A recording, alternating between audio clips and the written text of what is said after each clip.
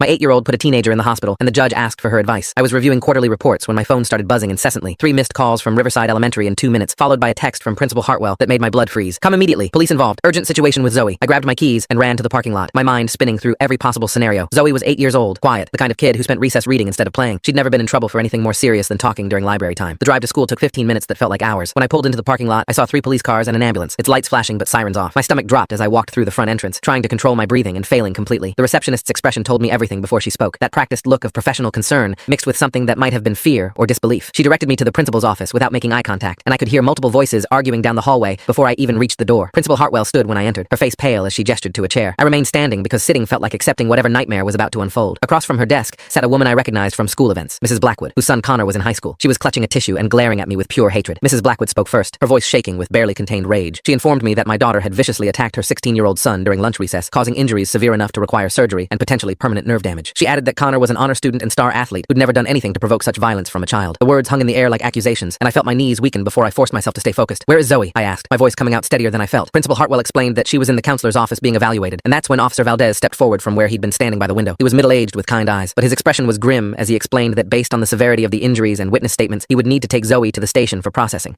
The word hit me like a physical blow. Fingerprints and photographs and my 8-year-old daughter being treated like a criminal. Mrs. Blackwood started talking again, describing how Connor had been eating lunch peacefully when Zoe had apparently attacked him without warning, striking him with something hard enough to fracture his skull and cause a concussion. She pulled out her phone and showed me a photo of Connor in a hospital bed, his head wrapped in bandages, his face swollen beyond recognition, but something didn't make sense. Zoe weighed maybe 55 pounds and had never shown any signs of aggression. I asked if I could see my daughter first, before we discussed anything else. Principal Hartwell nodded, leading me down the hallway while Officer Valdez followed at a respectful distance. Mrs. Blackwood stayed behind, but I could feel her hatred boring into my back. The counselor's office smelled like vanilla and old books. Zoe sat in an oversized chair with her legs drawn up to her chest, looking impossibly small. Her right knuckles were scraped raw, dried blood visible in the creases of her small fingers. When she looked up at me, I saw something in her eyes I'd never seen before. Not fear or guilt, but a kind of cold determination that made her look older than her 8 years. The school counselor, Ms. Rivera, pulled me aside and whispered that Zoe had refused to explain what happened, just kept asking if Sammy was okay. I had no idea who Sammy was, or why Zoe would be more concerned about some other child than the fact that she was about to be arrested. I sat down next to my daughter and took her uninjured hand, asking her as calmly as I could manage to tell me what happened. She looked at me with those suddenly ancient eyes and said 5 words that changed everything. Connor was hurting little Sammy, Dad. My breath caught in my throat. Sammy Fletcher was a 5-year-old with autism who attended the school's special needs program. He was nonverbal and had severe sensory processing issues that made him vulnerable to overstimulation and meltdowns. Zoe explained in her small voice that she'd been reading under the big oak tree when she heard crying coming from behind the maintenance shed. When she went to investigate, she found Connor and 2 of his friends surrounding Sammy, who was on the ground rocking back and forth and making the distressed sounds he made when overwhelmed. Connor was filming with his phone while his friends threw pebbles at Sammy and laughed. I felt rage flash through me so intense I had to grip the chair arms to stay grounded. Zoe described how she'd told them to stop, but Connor had just laughed and said something about getting content for his social media. He'd then deliberately poured his chocolate milk over Sammy's head while still filming, causing the little boy to have a complete meltdown. Sammy had started hitting himself in the head, which only made the teenagers laugh harder. That's when Zoe had apparently picked up a rock from the ground and thrown it as hard as she could at Connor's head. Full story on my channel and linked below.